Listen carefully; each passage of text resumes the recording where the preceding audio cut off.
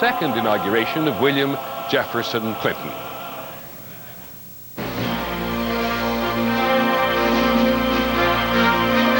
This is an ABC News special.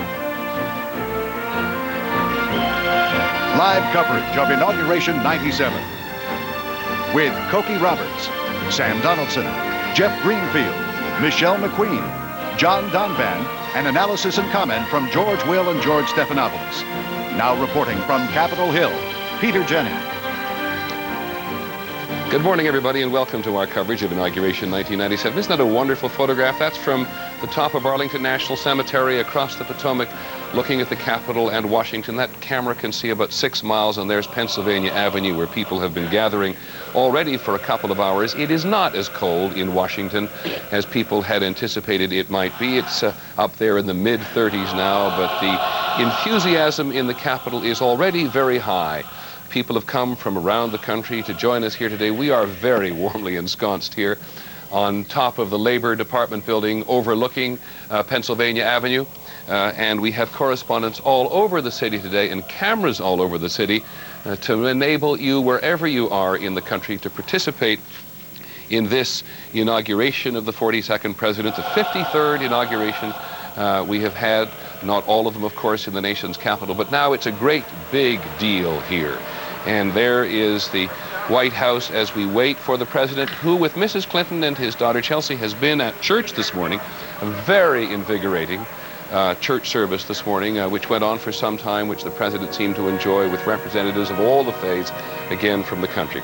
And there's the west side of the Capitol, with the various U.S. flags hanging on the west facade. This side of the Capitol used since Ronald Reagan, quite frankly, because it's just better looking than the east side. And there's a great vista for people to enjoy as they look west along the mall towards the Lincoln Memorial. So welcome. I hope you'll stay with us for the next couple of hours at least, as the president goes to Capitol Hill to take the oath of office, to give this all-important inaugural speech. By the way, though, you may have seen these over the weekend. Those white tents on the mall are where people in unusually large number for a very cold weekend gathered to partake of a variety of foods, to look at the technology of the 21st century, favorite phrase of President Clinton's, of course, and to hear musically and artistically, in song and in voice, all sorts of emotions about the country as we gather together here for this last inauguration of this century. We're going to quickly move up and down Pennsylvania Avenue, the Capitol, now to introduce to you, with their opening thoughts of the day, our various correspondents and other participants, going first to the White House to John Donvan. Good morning, John. And literally any second now they should step out through the North Portico and get into their limousines and make the trip to the Capitol. And I would say that the feeling here is really quite a nice feeling. It's a little bit almost like Christmas, with the sense of anticipation. There, I don't know if you can hear it, there's literally choir music in the background coming off of Pennsylvania Avenue, and a sense that there's going to be something unwrapped today, and that would be the inaugural address. All we know for sure about it is that it's going to be an address about ideas, not quite the feeling of triumph of last time, in what I would say is President Clinton's attempt to make this, more than anything, the thinking man's inauguration. Okay, John, thanks very much. We'll come back to you often as the day goes on, of course. A lot of pressure on the president about this inaugural speech, and we'll get to that a little later on. But out there on Pennsylvania Avenue, about 8th and Pennsylvania Avenue at the Navy Memorial, is ABC's Lisa Stark. Lisa, you said to me earlier, people have been gathering since early morning. Good morning. We have a band playing off to my left. Folks here waiting along Pennsylvania Avenue. Some of them out here over an hour and a half earlier. The people have been out here more than an hour, almost 2 hours, waiting for the president to go by, and then the parade later today. It is a bit chilly out here, as you can imagine, but they're taking it in good spirits. Many have come from all over the country to be part of this part of history, as they say. Well, Peter, back to you. Nice to have you with us, Lisa. Maybe we'll walk away from the band a little bit. Now, as we work our way up towards the Capitol, on the west front lawn, just beyond the Capitol reflecting pool there, you can see the crowd that's already beginning to gather, and our Michelle McQueen is down there. Good morning, Michelle. Good morning, Peter. Peter, you can see that people are starting to make their way to their seats, but what you can't see behind us is a whole sea of human beings, many of whom have come out very early in the morning to get good standing room seats, and we found people from as far away as Hawaii, California, and Texas. Some very unusual weather for them. And the word we keep hearing here is pride. People are very proud of the fact that the country is at peace. We seem to be doing well economically. And even though a lot of the people here didn't necessarily support the president and aren't even active in politics, they're very proud of their country right now, and they said that they wanted to come out here just to be a part of today.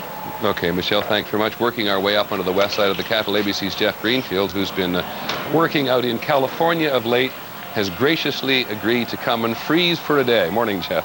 Good morning, Peter. I guess for you Canadians, this is summer. It's very interesting, Peter. If you go up to the podium, you see the senators and congressmen almost like little school kids. They're taking pictures of each other at the podium where many of them would like to be someday. Among the Clinton people I have talked to this weekend, it's a much more subdued atmosphere than 4 years ago. They were conquerors 4 years ago, filled with the most sometimes extreme expectations of what they were going to do. The Democrats flocked to Washington after 12 years in the wilderness. Now they're celebrating the fact that they've retained power, but many of them sort of are much more realistic about what they can and can't do. So they're happy, but it's very different, I think, than it was in 1993. Peter? Couldn't agree more, Jeff. As you're the keeper of the official ABC thermometer, can we have a look at Jeff again, who's got the official thermometer fee, what, 35 degrees now? Oh, it's at almost 36, Peter. Yeah. Getting warmer, getting warmer. It was freezing here over the weekend, but it is getting much warmer today. And while the sun is not out at the moment, it's approaching balmy. On the podium itself, ABC's Sam Donaldson. Good morning, Sam. Good morning, Peter. I mean, what are these wimps saying it's cold? I mean, it's very warm up here. You know, I must tell you, the atmosphere up here, there are a lot of Republicans here, members of the Senate and the House, and as well as, of course, the predominant Democrats watching their president sworn in again from their party. But there's a really goodwill atmosphere up here. People shaking hands, clapping each other on the back. I mean, it's just like old home week. Okay, Sam, thanks. We'll come back to you often as the day goes along. I want to go inside of the Capitol Rotunda. The only other person besides me who gets to be warm, ABC's Cokie Roberts. Morning, Cokie. They do have the doors open, Peter, to make it a little bit chilly here, but nothing like the outside. Here, the atmosphere that everyone else has talked about, you really have that sense that what we're celebrating here is the democracy, that the turnover of power is not happening this time from one party to another, but that you still have one party here in the Capitol, one party occupying the White House. And this is a day of great hope. All the bunting and the flags and the beautiful scenery of Washington just makes everybody feel good about this government and about the Constitution, which actually has in it the words of the president's oath, which we will hear today. Exactly, Cokie. Thanks. Come back to you, of course, as the president makes his way through the rotunda. There's the west side of the facade with those rather interesting, if you look closely at those American flags on the west side of the facade, you will see that they're not all the most familiar flag. You see there on the left is the 13 stars for the original 13 colonies. There's also one, if you get time throughout the day to count, 25 stars. Took us a while here to figure that out. In fact, Arkansas was the 25th state to join the Union. And there's one there with 35 stars as well. So you get, as Cokie hints there, the same kind of bunting flavor that has always been associated ever since they came to Washington. The president, Mrs. Clinton, and Chelsea leaving the White House now, and the official committee of the Congress, which will convey the president to Capitol Hill. It's called the Joint Congressional Committee on Inaugural Ceremonies. It has 3 senators on it and 3 members of the House. Certainly the Speaker is going to be there, Senator John Warner on the left, the ranking Republican senator from Virginia who's on the committee. They will all travel together in a variety of cars up Pennsylvania Avenue, and included in their number, who we'll hear from as we go along, we're delighted to say, is ABC's Barbara Walters, who is Senator Warner's guest today, and who has hinted that she may stop on the way. Once a reporter, always a reporter. The Speaker will be in a car with the president, in the first car with Senator Warner, and Senator Wendell Ford, the Democrat of Kentucky, who is the ranking Democrat, who's done this many times before and who can be seen on the west front of the Capitol for days, preparing for this inauguration to make sure that everything looks right. The second car will have the vice president in it, Senator Lott, Republican leader in the House, Senator Daschle, the Democratic leader in the House. I'm joined also, just to introduce them while we continue to look at the White House, by two other guests who I haven't had a chance to welcome this morning. Our political director, Hal Bruno. Good morning, Hal, who's with us. And the presidential historian, former chairman of the history department at Columbia University, Henry Graff. Henry, third inauguration. Nice to have you here. Nice to be here again, Peter. Do they ever record, Henry, what they talk about on the trip up to the Capitol? We know a lot about that. We know that when Woodrow Wilson was inaugurated in 1913, William Howard Taft talked about how much money he had saved out of his presidential salary, and he urged Wilson, who was parsimonious, to do the same. And we know that. We know that when Roosevelt and Hoover rode to the Capitol, Roosevelt got no words at all out of Hoover, and finally he said, talking about some of the new buildings which were under construction along Pennsylvania Avenue, "Nice steel, isn't it?" Thank you. We're going to come back in just a moment as this motorcade gets underway along Pennsylvania Avenue to introduce you, of course, to the two Georges who are with us, George Will and George Stephanopoulos. We'll be right back.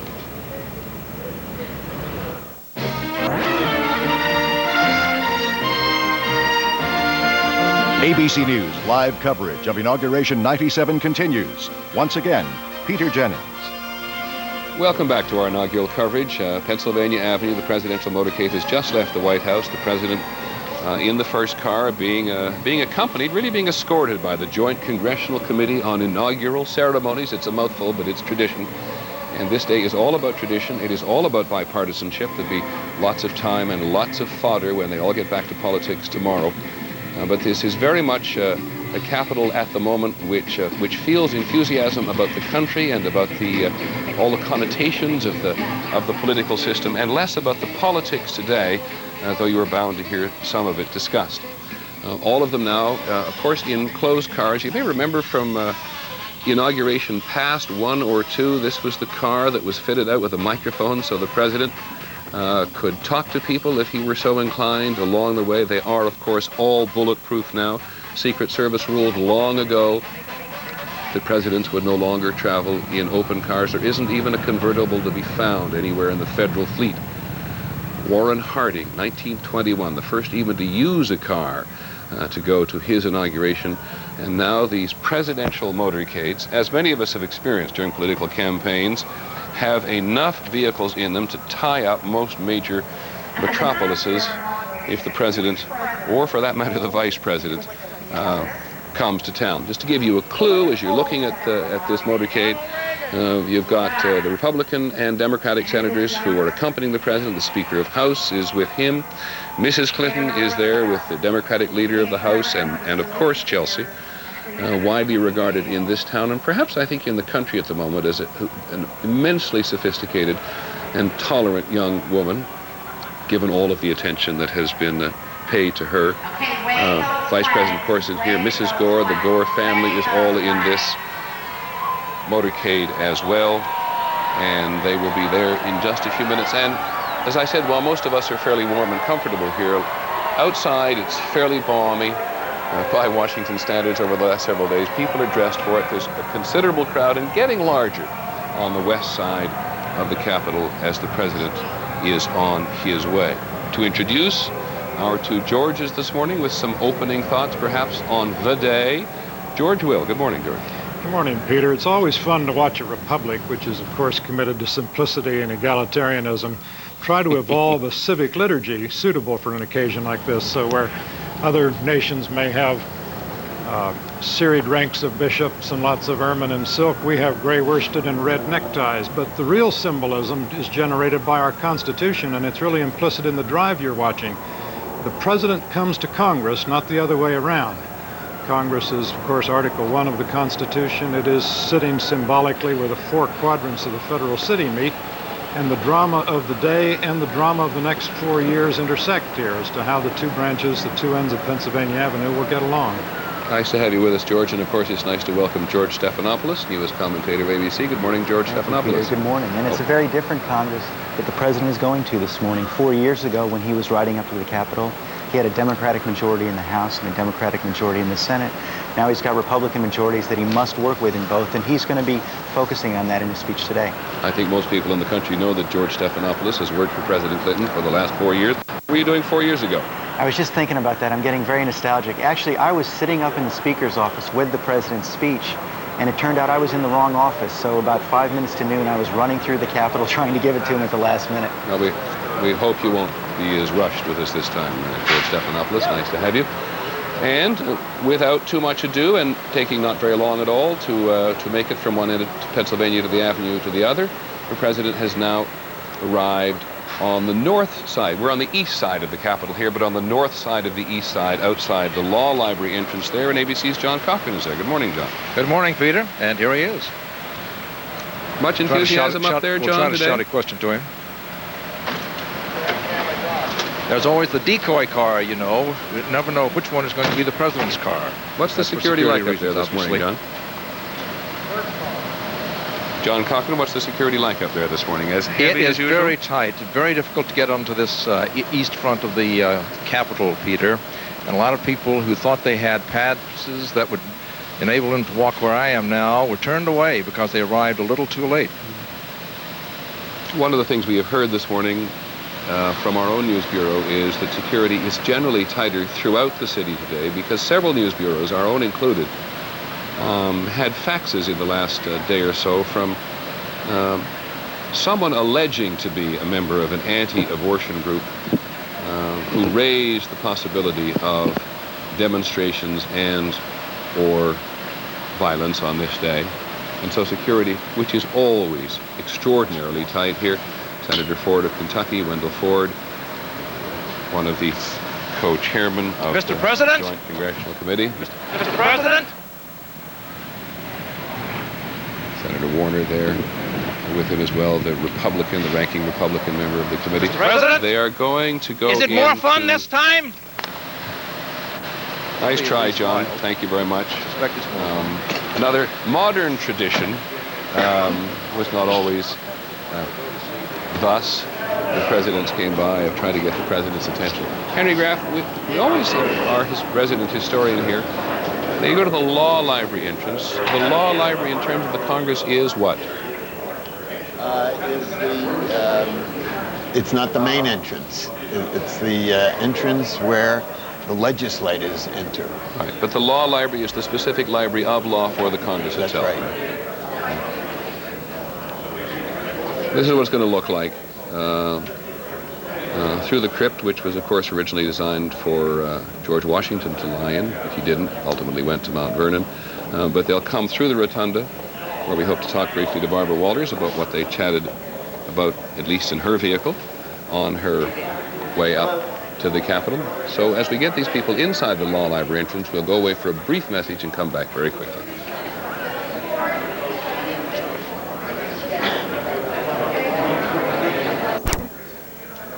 Good morning and welcome back to our inaugural coverage. That's Barbara Walters. Barbara, it's your microphone. You've been in the procession. Tell us what you know.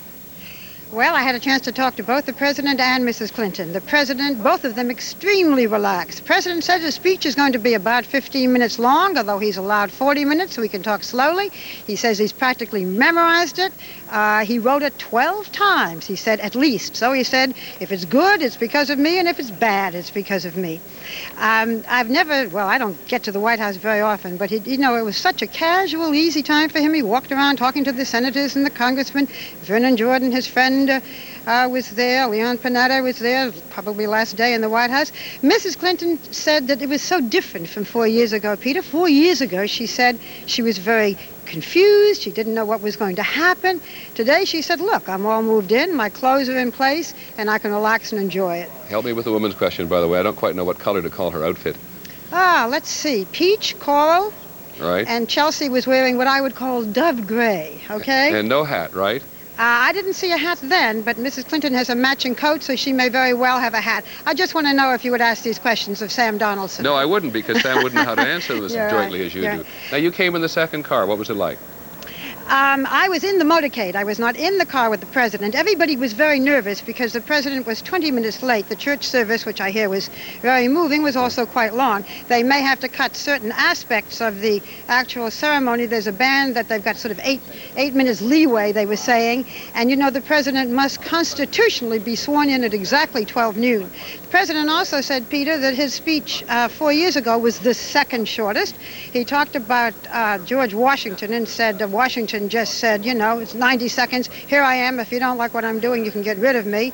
His speech is going to have a historical theme, he said. He's going to talk about what this means, this inauguration, in the time of this period, you know, of getting into the next century, and then he will go on from there. Okay, Barbara, thanks very much. That's wonderful. Okay. Barbara Walters is a guest of Senator Warner today, and so she's now going to go out and sit on the podium with everybody else and enjoy the inauguration in a way that Barbara hasn't done before, because she worked with us, of course, 4 years and 8 years ago.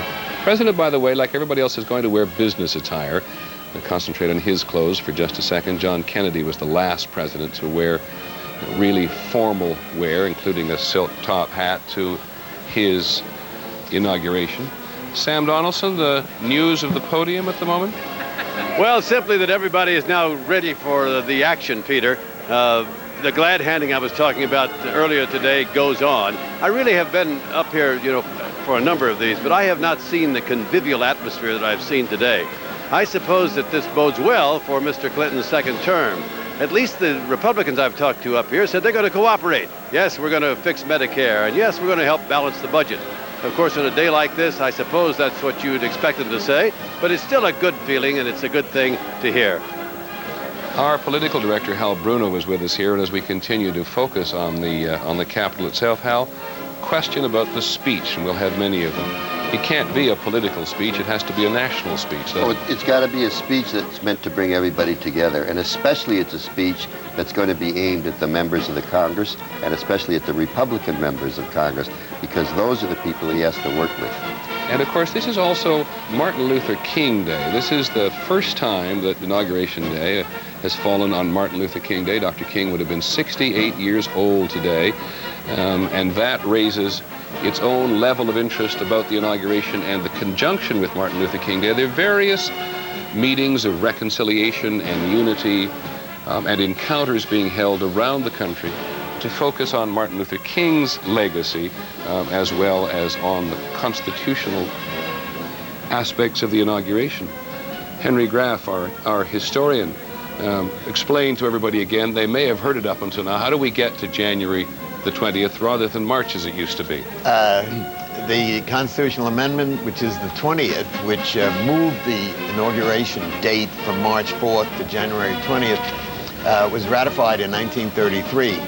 And it is said that in the discussion of what date it ought to be, the House held for January 19th, the Senate for January 21st, and in the conference committee, they chose the 20th, not as a compromise, but because they consulted the records of the Washington Weather Bureau, and they found that the 20th gave the very best weather historically, and of course the first time the 20th came up as a presidential inauguration day in 1937, it rained biblically.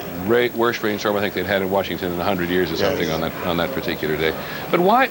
Explain why it moved from March until January, because do I understand correctly, they didn't want to have a lame duck president as long as March and wanted the presidency to change more quickly? Yeah, and they didn't want the new president coming in with a lame duck Congress, which they also changed in connection with the 20th Amendment, so that the president now comes in with Congress already seated and, as it were, with its weapons trained on the White House. Remember, Lincoln became president and started the Civil War, as it were, without Congress being around.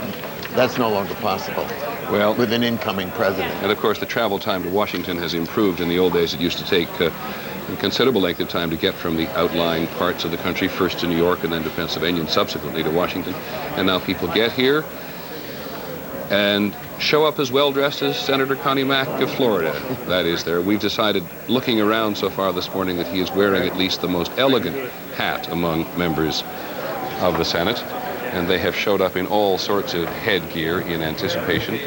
Senator Thurmond, who has seen more inauguration ceremonies than any other member of the Senate. Just to give you some clue as to what will happen and what everybody's waiting for, the President's own, the Reverend Billy Graham, of course, who's going to deliver the invocation, has done it for 8 presidents over the past 40 years. He has not been well of late, as many of you know, throughout the country. President Eisenhower, of course, 1953, 1965. He was there for Lyndon Johnson, Richard Nixon in 1969, 1985. This is a man so profoundly involved with the spiritual connections to the White House, and of course holds the largest evangelical meetings of any other pastor in the nation. Senator Moynihan of New York, on the left there, Senator Dodd, Senator Joe Biden on the right. Senator Dodd, by the way, is there in a beret, and there is Chelsea, who gets, defer to Cokie Roberts on this, because Cokie, you've watched this so much more closely than the rest of us. She just gets wonderfully high marks from everybody, doesn't she?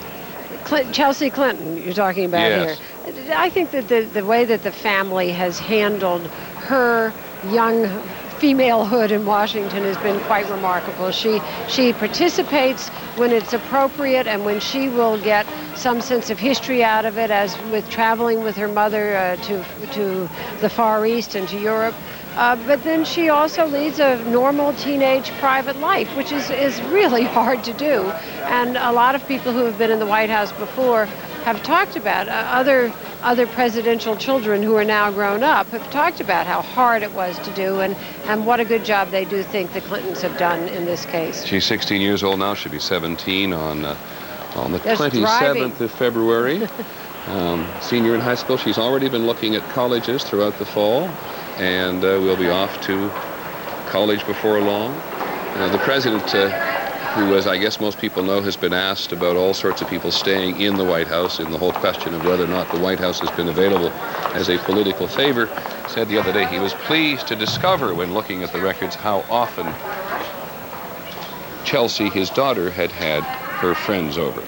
And there is Mrs. Clinton with Marianne Gingrich, the Speaker's wife, coming out down. They go down through the crypt and out onto the west side of the White House. So Dr. Graham will conduct the invocation. We'll hear, of course, from the Marine Band, Vice President. There are any number of people here today from around the country to represent the political and cultural unity of the country.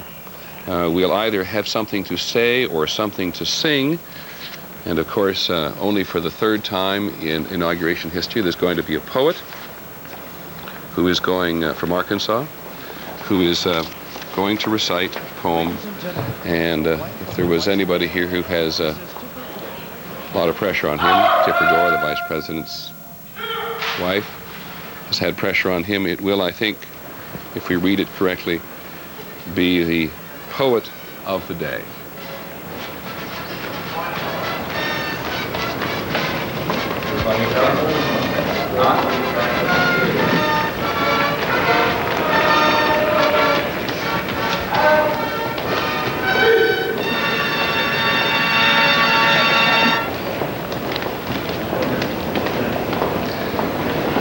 Brief glimpse of Senator Walter Mondale there on the podium as well. U.S. Ambassador to Japan, former Vice President. Clintons, Roger Clinton and child. Various members of the Clinton family, of course, are here. Ladies and gentlemen, the First Lady, Hillary Rodham Clinton, accompanied by Elizabeth Green, Amelia Fields, Mrs. Ford, and Mrs. Gingrich. That's Mrs. Gingrich to immediate left with the scarf on.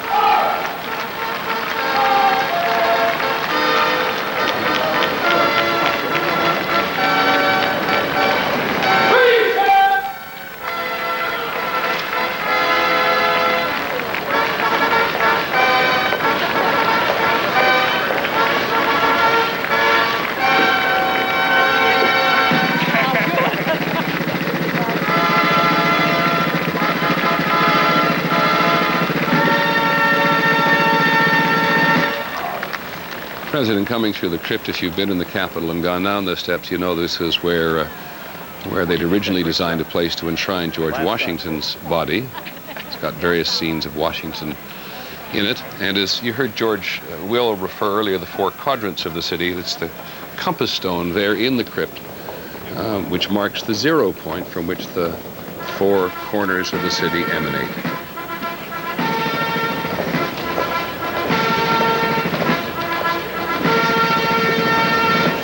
Ladies and gentlemen, the Vice President of the United States, the Honorable Albert Gore Jr., accompanied by John Chambers, Loretta Sims, Jim Berry, Senator Lott, Representative Gephardt, and Representative Army. As those of you around the country probably have already heard in the last day or so, the President arrived at a time when the country thinks better of him than it has for some considerable period of time. He arrives with some of the highest polls of his presidency, and at least in the ABC News poll, in fact in most of the others. Former Speaker of the House, by the way, Tom Foley, just shaking hands with the white hair there on the right. General optimism in the country, specific concerns, of course, because everyone in the country is realistic about the state of the country, but general optimism about the economy and the President's opportunity to accomplish things in the next 4 years. And a real sense here in Washington today, at this bipartisan level to which people refer, that this is a starting over opportunity.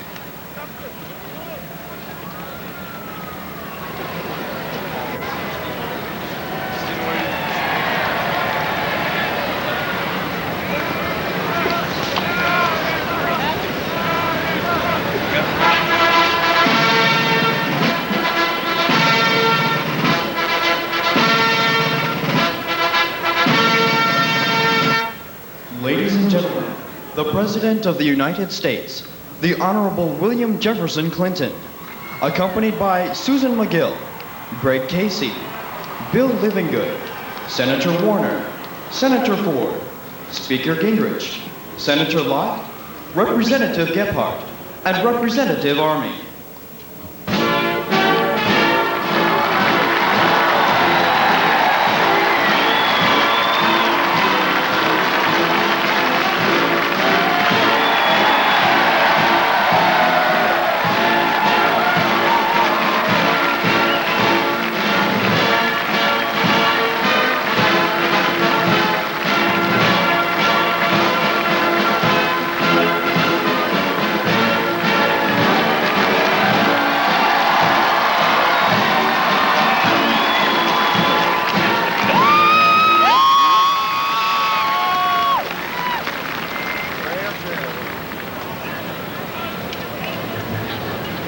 There's a good deal going to happen here this morning. We'll be right back.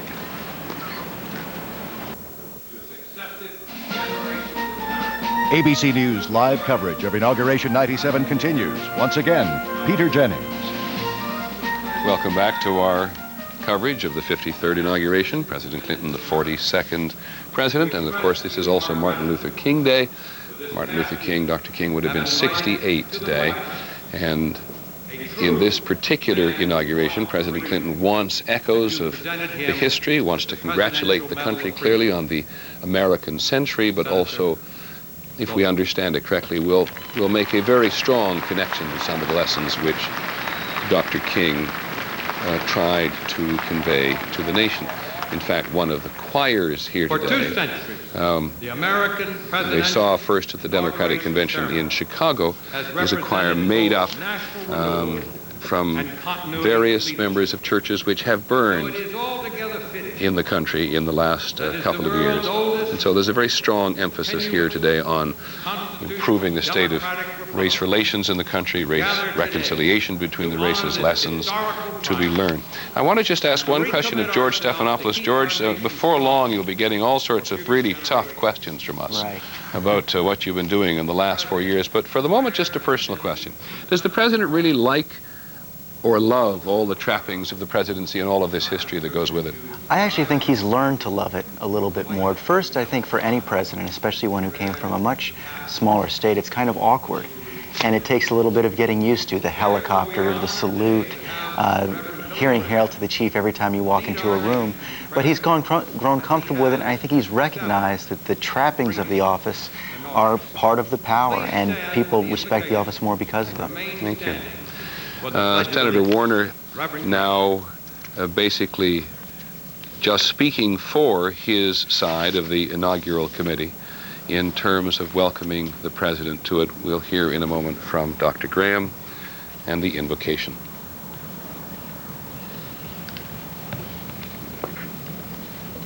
President Clinton, Mrs. Clinton, Vice President Gore, Mrs. Gore, I'm going to ask that we all bow our heads in prayer.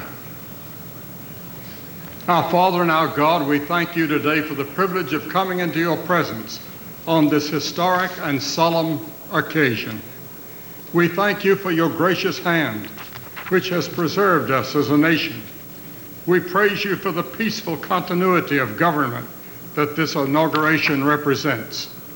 We recall that the Bible says, except the Lord build a house, they labor in vain that build it. You also said that to whom much has been given, much shall be required. We look gratefully to the past and thank you that from the very foundations of America, you granted our forefathers courage and wisdom as they trusted in you. So we ask today that you would inspire us by their example.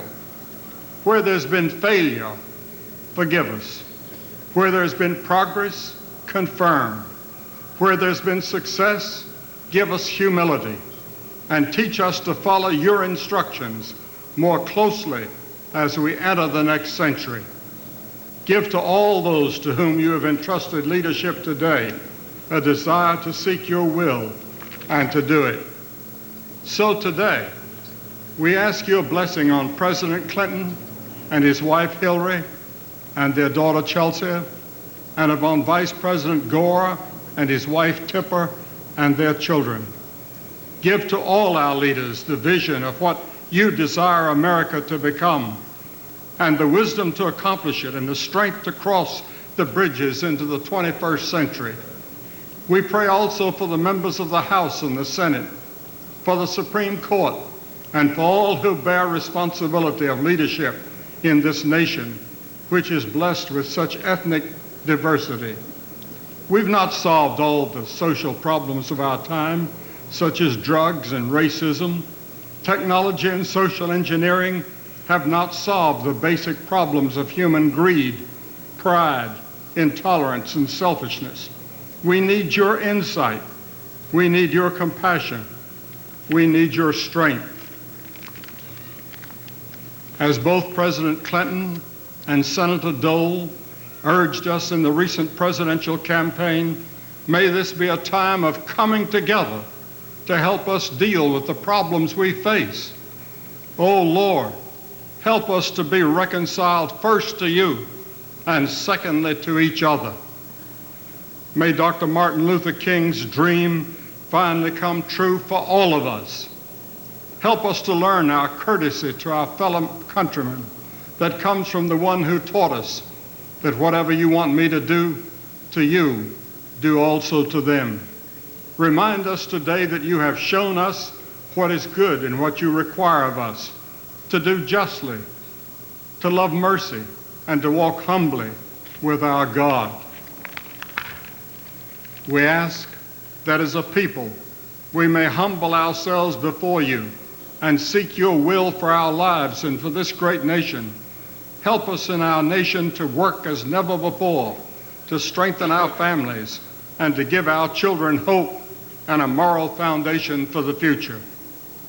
So may our desire be to serve you, and in so doing serve one another. This we pray in the name of the Father, the Son, and the Holy Spirit. Amen. Dr. Billy Graham, in every poll I think I've seen over the last 10 years, the most respected American. Senator Warner is now going to introduce a young Eagle Scout from Vienna, Virginia, who's going to recite the Pledge of Allegiance. to the flag. I pledge allegiance to the flag of the United States of America and to the republic for which it stands, one nation, under God, indivisible, with liberty and justice for all.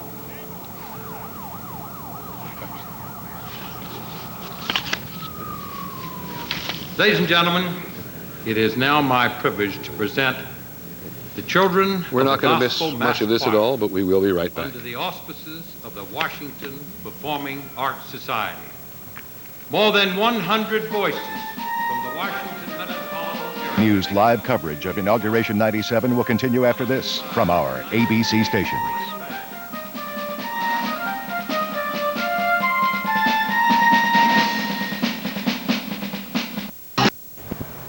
Just to clarify for people, because we have had a couple of calls, this is, of course, the official birthday of Dr. Martin Luther King. He would have been 68 on the 15th of January, which was his real birthday, but this is the day we celebrate as a nation, and of course there have been very moving ceremonies in Atlanta today, as well as in many other cities around the country. Let's go back to the west side of the Capitol.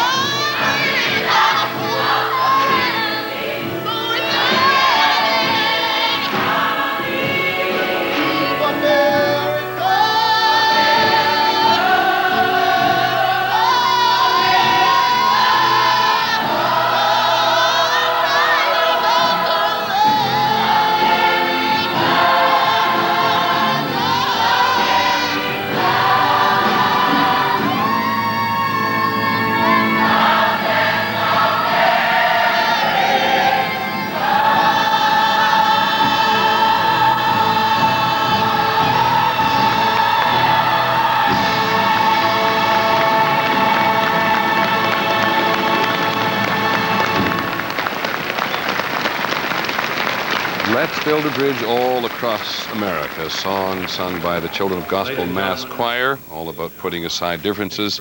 Somebody wrote yesterday all about forgetting O.J. Simpson and Rodney King and about living in harmony. The Honorable Ruth Bader Ginsburg, who will administer the oath of office for the Vice President of the United States, Albert Gore, Jr. Madam Judge. Justice Ginsburg going to swear in the Vice President. She's appointed to the court in 1993 by President Clinton. She's, and of course, the Vice President bringing forth his If you are ready to take the children oath, as well. Mr. Vice President, please repeat after me. I, Albert Gore, Jr., do solemnly swear I, Albert Gore, Jr., do solemnly swear that I will support and defend the Constitution of the United States that I will support and defend the Constitution of the United States against all enemies, foreign and domestic, against all enemies, foreign and domestic, that I will bear true faith and allegiance to the same, that I will bear true faith and allegiance to the same, that I take this obligation freely that I take this obligation freely without any mental reservation or purpose of evasion, without any mental reservation or purpose of evasion, and that I will well and faithfully discharge and that I will well and faithfully discharge the duties of the office on which I am about to enter. the duties of the office upon which I am about to enter. So help me God.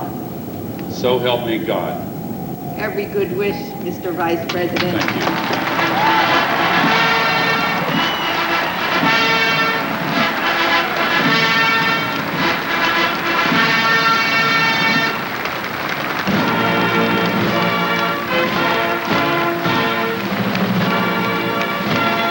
Very close family, of course, the Gore family, Corinna, Kristen, Sarah, and Albert, Vice President's kids. Vice President will not speak. Not that Vice Presidents haven't. The last to speak was Spiro Agnew in 1969, but this Vice President is going to stay out of the way of his president.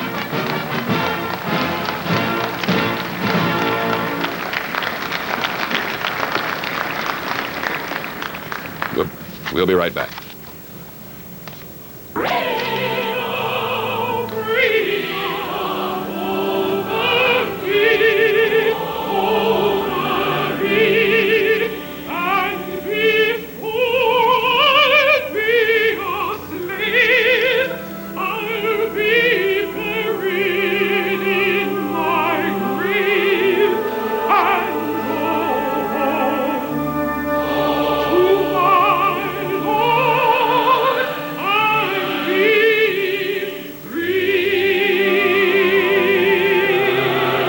This is Jesse Norman.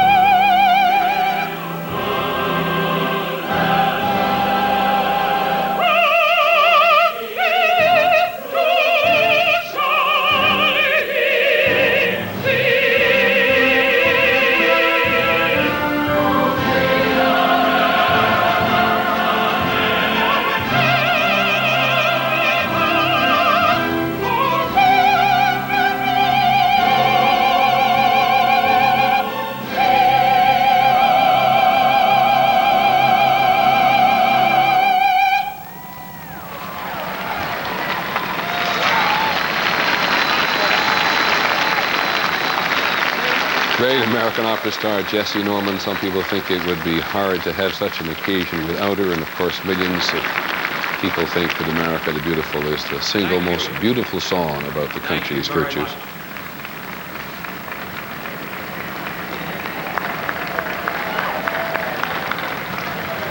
Even the French couldn't have the 200th anniversary of their revolution back in the late 80s without Jessie Norman to sing.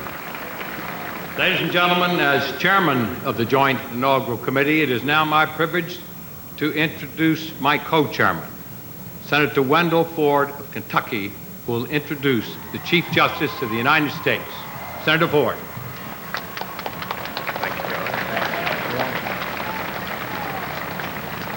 Thank you, my friend John Warner, President Clinton, Mrs. Clinton, Vice President Gore, Mrs. Gore, and my fellow Americans and my colleagues.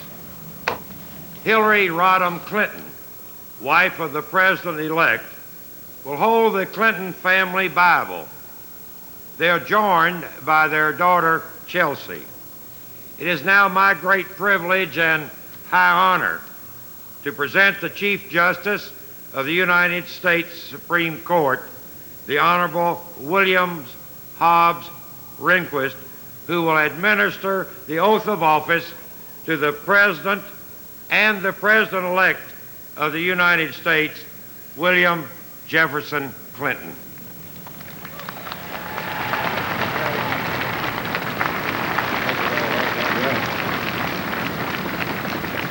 This will be the third time for Justice Rehnquist. Did it for George Bush and President Clinton. Take the oath, Mr. President. Will you raise your right hand and repeat after me? I, William Jefferson Clinton, do solemnly swear. I, William Jefferson Clinton, do solemnly swear. That I will faithfully execute the office of President of the United States. That I will faithfully execute the office of President of the United States. And will, to the best of my ability. And will, to the best of my ability. Preserve, protect, and defend the Constitution of the United States. Preserve, protect, and defend the Constitution of the United States. So help me God. So help me God. Good luck.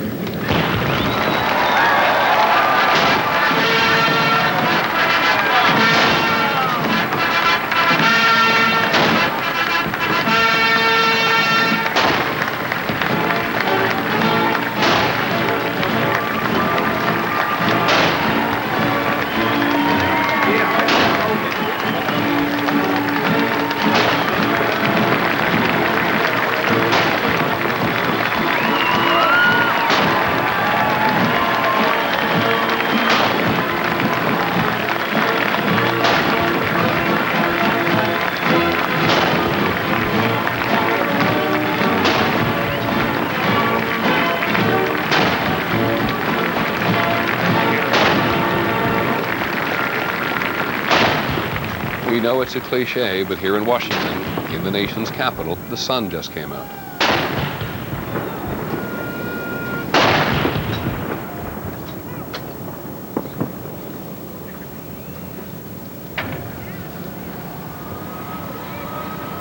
Ladies and gentlemen, the President of the United States of America, William Jefferson Clinton.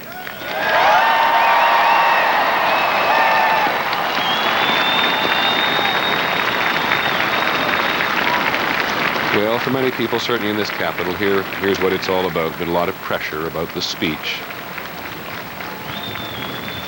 We will listen throughout.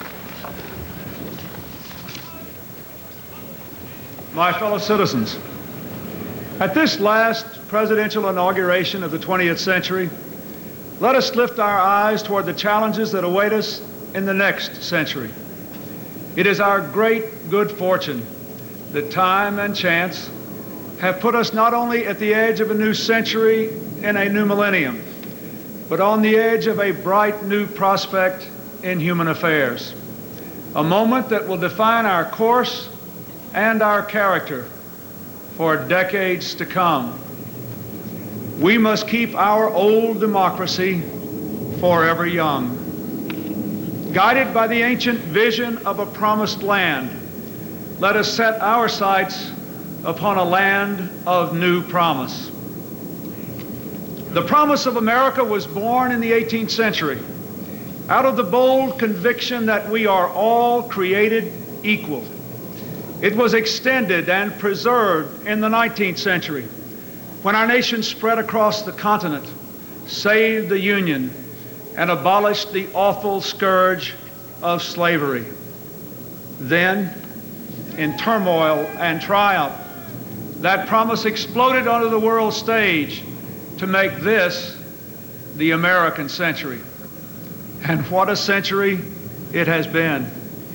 America became the world's mightiest industrial power, saved the world from tyranny in 2 world wars and a long Cold War, and time and again reached out across the globe to millions who, like us, long for the blessings of liberty.